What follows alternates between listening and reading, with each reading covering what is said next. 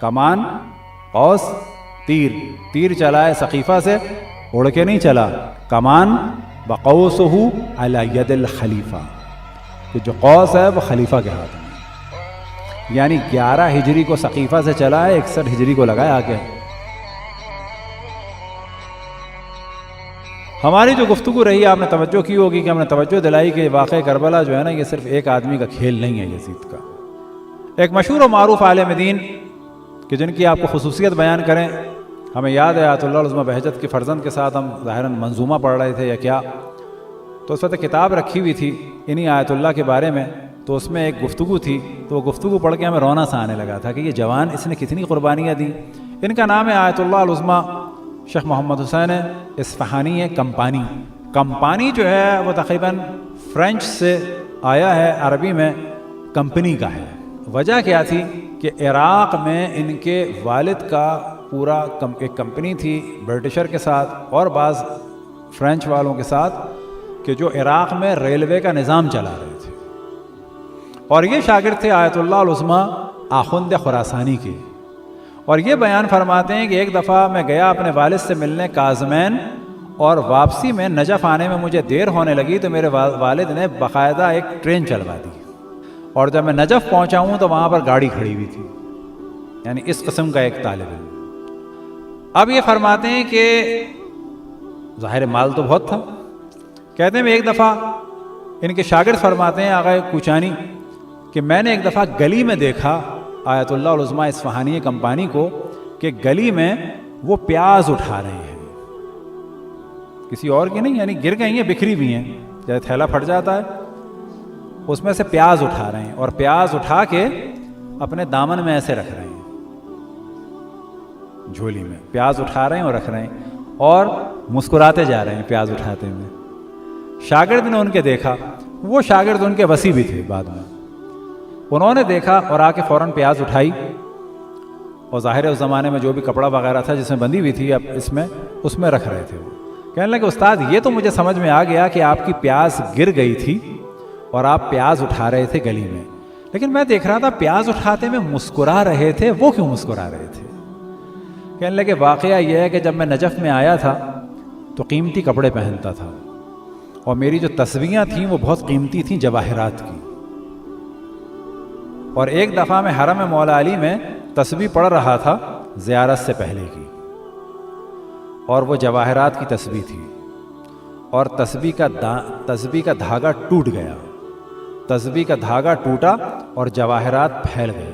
میری غیرت نے مجھے اجازت نہیں دی ان دانوں کو چنوں، لیکن آج میں پیاز اٹھاتے ہوئے ذلت محسوس نہیں کر رہا تھا، اور مجھے وہ وقت یاد آ رہا تھا کہ کل حرم میں مجھے دانے اٹھانے میں غیرت محسوس ہو رہی تھی جبکہ وہ جواہرات کے تھے، اور آج میں گلی میں سے پیاز اٹھا رہا ہوں، اللہ کا شکر ہے مجھے کوئی اس میں مشکل نہیں ہو رہی. وہ اپنی پوری جائیداد تبلیغی کاموں میں ان میں لگا چکے تھے. وہ آیت اللہ العظمیٰ خوئی کے استاد تھے، آیت اللہ العظمیٰ بہجت کے استاد تھے، آیت اللہ العظمیٰ علامہ طباطبائی کے استاد تھے. اس زمانے کے تمام مراجع کے جو بڑے مراجع ہیں سب کے استاد تھے. آیت اللہ اصفہانی کمپانی. اب یہ جو ہم نے ذکر کیا تاکہ پتہ چلے وہ بہت عظیم ہستی تھے، بہت عظیم ہستی تھے. اس پر سارے مراجع، اس پر جتنے طالب علم ہیں اگر اصول میں آگے جاتے ہیں تو ان کے علم کے بغیر نہیں جاتے. ان کے اشعار ہیں، اس میں خصوصاً ہے حضرت علی اصغر کے لیے، اور اس میں انہوں نے وہی نظریہ پیش کیا ہے کہ جس کو ہم نے بیان کیا ہے نا، کہ ہمارا نظریہ ہے اور انہوں نے بیان کیا ہے نا، ان کا نظریہ ہے اور ہم نے آپ کے سامنے بیان کیا ہے. اور یہ جو ان کا نظریہ ہے یہ ان کا نہیں ہے، یہ حضرت زینب سلام اللہ علیہا کا نظریہ ہے. یہ جو ہم نے بیان کیا ہے کہ کربلا صرف یزید کا کام نہ سمجھیں، یہ پچھلا ہے، یہ حضرت زینب سلام اللہ علیہا کا ہے یہ. لیکن دقت کرنی پڑتی ہے. اسے انشاءاللہ کہ زندگی رہی تو 11-12 محرم کو پڑھیں گے. جب 11 محرم کو مقتل سے گزارا گیا تھا اس وقت حضرت زینب سلام اللہ علیہا نے ایک جملہ کہا تھا، بے ابی انت من اسکرہ فی یوم الاثنین نحبا، میں قربان ہو جاؤں پیر کے دن جس کے لشکر کو مارا گیا. جمعے کے دن مارا گیا ہے، حضرت زینب ہفتے کے دن کہہ رہی ہیں پیر کے دن مارا گیا ہے. پیر ثقیفہ تھا، یعنی وہ اشارہ فرما رہی ہیں کہ یہ جو امام حسین کا قتل ہوا ہے یہ پیر کے دن ہوا ہے. جناب حضرت آیت اللہ العظمیٰ محمد حسین اصفہانی کمپانی کہ خداوند تبارک و تعالیٰ ان کے صدقے میں ہمیں توفیق دے کچھ دین کے لیے کام کریں. ان کے اشعار ہیں حضرت علی اصغر علیہ السلام کے بارے میں. تو یہ اشعار ہم نے اس وجہ توجہ دلائی کہ یہ بہت بڑے مرجع تقلید ہیں، اس وقت کے تمام مراجع تقلید کے استاد ہیں. علمی اعتبار سے بلند ترین مقام پر فائز تھے، عملی اعتبار سے بلند ترین مقام پر فائز تھے، صاحب کرامت افراد میں سے تھے. یہ ان کے اشعار ہیں. یہ فرماتے ہیں فما رما ہو از رما ہو حرملا، یہ جو تیر چلا ہے یہ نہیں چلایا ہے اس نے، ہاں جبکہ چلایا حرملا نے. یہ حرملا نے تیر نہیں چلایا ہے، جبکہ ہاں چلایا حرملا ہی نے. انما رما ہو من مہدہ لہو، یہ تیر انہوں نے چلایا ہے جنہوں نے اس کے لیے زمین ہموار کی تھی. سہم عطا من جانب السقیفہ، یہ وہ تیر ہے جو سقیفہ سے چلا ہے. سہم عطا من جانب السقیفہ وقوسہ علی ید الخلیفہ، اور جو اس کی کمان ہے یہ خلیفہ کے ہاتھ میں. کمان، قوس، تیر چلا ہے سقیفہ سے، اڑ کے نہیں چلا. کمان وقوسہ علی ید الخلیفہ، کہ جو قوس ہے وہ خلیفہ کے ہاتھ میں.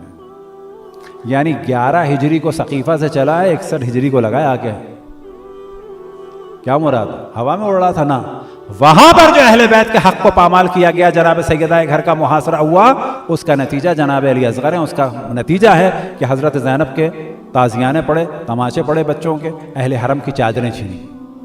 وقوس علی ید الخلیفہ وما اصام سہمہ نحر الصبی، اور یہ جو تیر ہے یہ بچے کے گلے میں نہیں لگا ہے صرف بل کبد الدین و محجت النبی، بلکہ یہ لگا ہے دین کے کلیجے میں اور رسول کے دل میں.